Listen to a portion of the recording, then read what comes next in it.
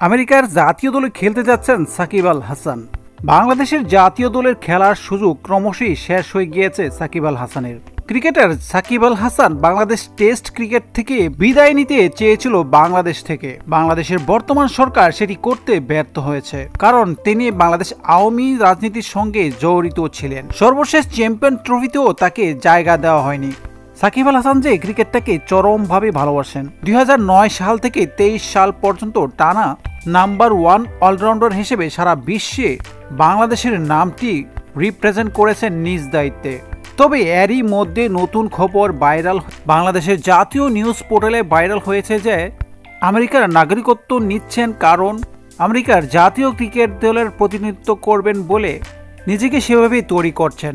বর্তমান সময়ে সাকিব আল হাসান বাংলাদেশের রাজনৈতিক কারণে সাকিব আল হাসানের ক্রিকেট ক্যারিয়ার অনেকটা গোলক ধাঁধায় পড়ে গিয়েছে।